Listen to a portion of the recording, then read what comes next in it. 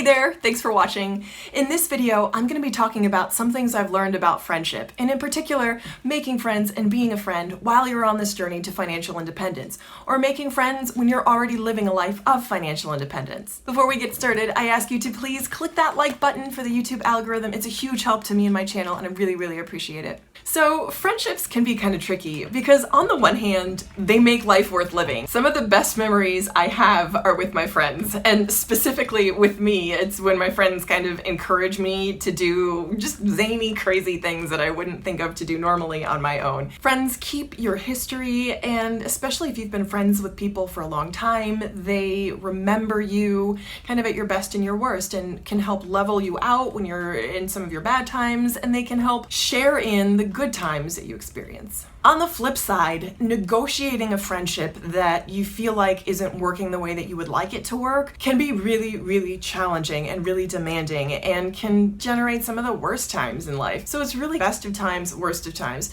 But at the end of the day, we need friends to survive. We're social creatures and we depend on contact from other people to varying degrees, whether you get your energy from people or you'd rather be alone. Even if you prefer being alone, it's really nice to feel like you're not completely alone in the world. And it's really worth learning how to do them well and how to really connect with other people on a personal level. So in this video, I'm going to give you some of my thoughts and just kind of what I've learned in my own experience. Like I say, I am an expert in nothing except for my own experience, but I'm happy to share that to kind of give you ideas or inspiration or kind of help you reframe a situation to look at it from a different point of view. So I'm going to share with you my experience and then also give you some practical action steps that you can take if you're feeling kind of down or if you feel like you'd like to have more friends in your life. It can be really isolating to be on any type of financial journey, whether you are a person of high net worth or you're seeking to be a person of high net worth, and it can feel like you're on your own. So I've come up with some strategies that I've used to help develop a community that thinks in the same way that I do, and I'm happy to share that. So I'll put timestamps below so you can just skip forward to see if there's something you're specifically interested in. So stay tuned to hear more about that. So I've had a couple experiences in my life that have really made me rethink how I come to my friendships and the type of person that I am. Recently, I've had to reevaluate a lot of relationships and decide whether or not I wanted to continue to invest in them. And on the flip side of that, I've really been so thankful for and I so appreciate the patience that people have had with me as I negotiate how to be a better friend and how I learn to be a better friend. Because I've done a lot of learning in my life and I feel like I have really had the benefit of people's kindness and generosity toward me that I can only aim to reciprocate.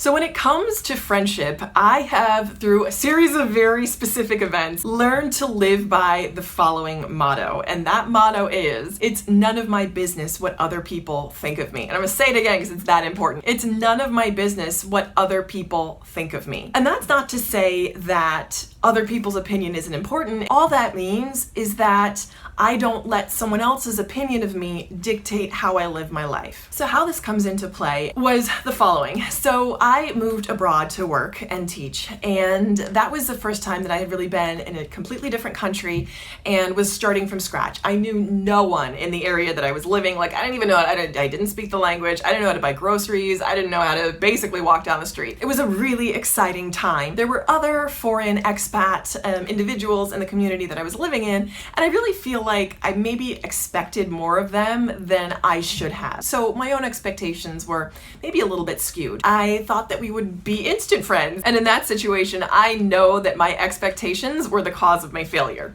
So let me keep going. I had moved to this new country, didn't speak the language, didn't know how to get along, and I looked to the other expat individuals around me for support. And as a person who tends to be very insulated and isolated, it really took a lot for me to make new friends or to put myself out there.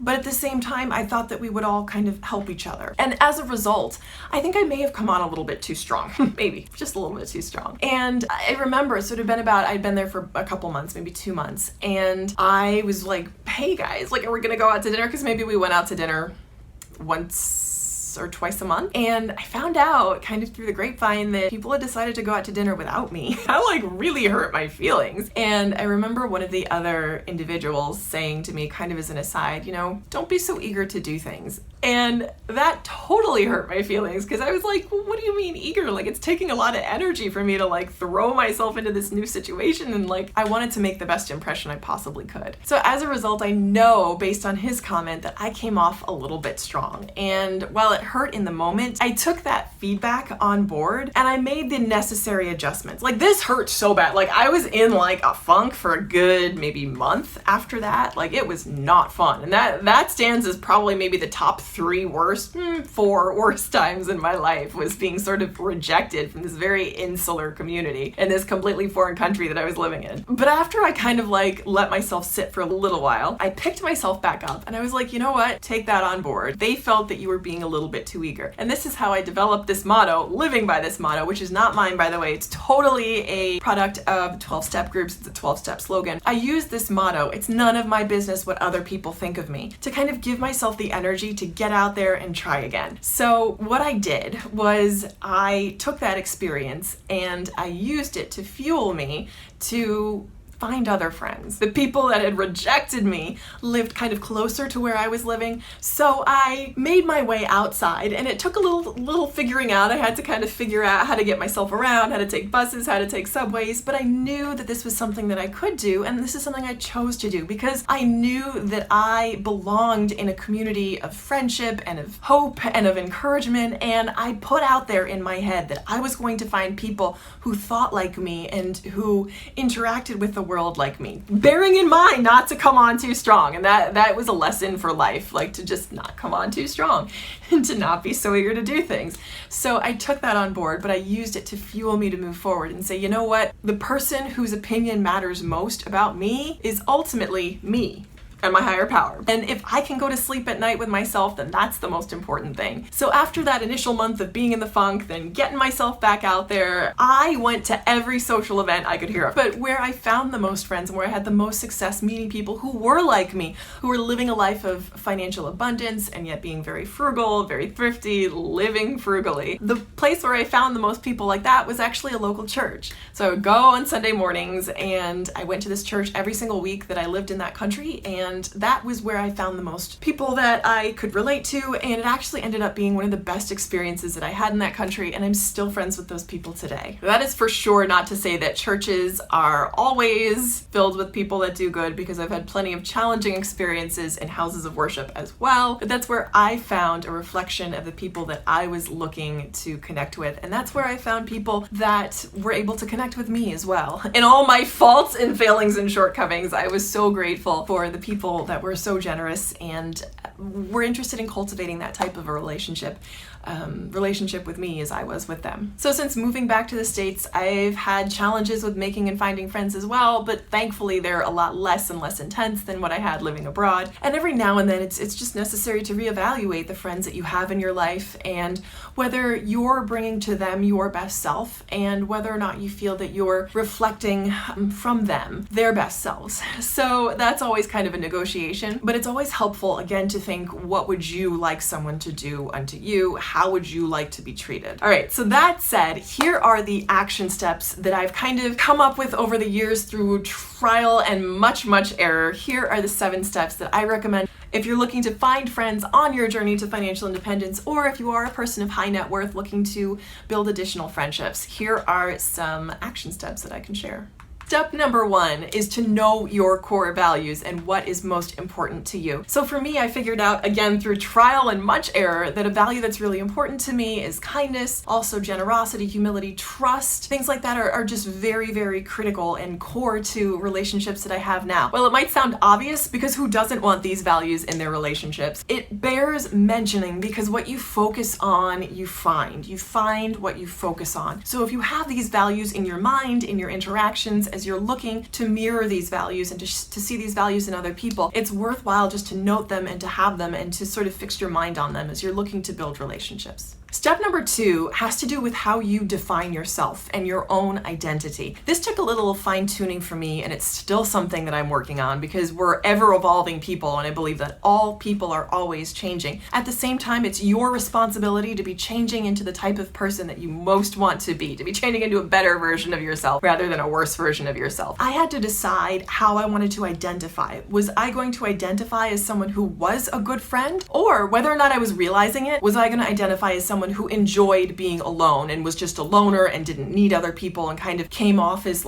as abrasive and not very welcoming? And that's something that I really had to struggle with because I had built a part of my identity around always being alone and not being understood and not feeling safe or secure with other people. That took a lot for me to reconcile and kind of begin to dismantle because there was a lot of safety and self-protection around that identity. So bringing it down sort of very slowly, very carefully with intention took a lot of work for me to begin to move past that identity of always being alone as a means of protecting myself and moving into a place where I could let someone else into my life and let other people into my life and be the kind of friend that I wanted to find. Tip number 3 is to focus on your interests and look for people who share those interests and then cultivate relationships around that. So I have 2 examples of this in my life, most recently, like within the past week recently, and they're really exciting. So the first one has to do with an orchestra that I've been part of and now I volunteer for on the board. So I've been with this orchestra for about 11 years as a volunteer, and I love it because I'm a musician at heart. I love making music and sharing music with other people. It's exciting for me and I really enjoy it, and that's how I spend my free time. So this group of people is one of the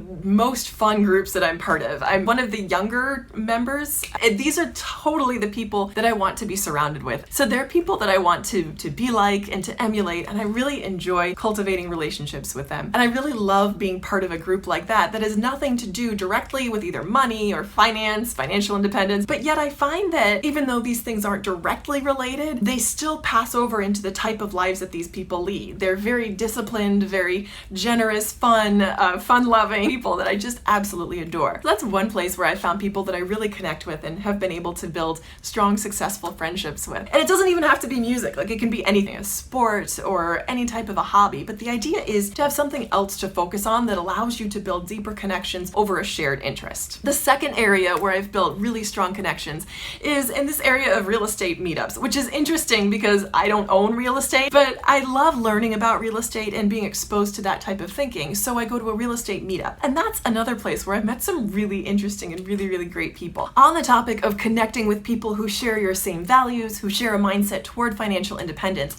one of the people I've met at one of these real estate meetups started a forum for financial independence. It's called the Wizards Forum, and he has industry experts from all different corners of the world, extremely high net worth people and people who are still on the journey. It's a really interesting and fun place to interact. So this is the Financial Wizards Forum. The address, I'll leave the address in the description box. It's called the Financial Wizards Institute. I'll leave the website address in the description box. Check it out, join, become a member. It's free, and all you need to do is your email and a password, and you have access to this really interesting and vibrant forum community of people who are discussing the topic of financial independence. This is a great place to meet like-minded people who share your values and who are interested in connecting.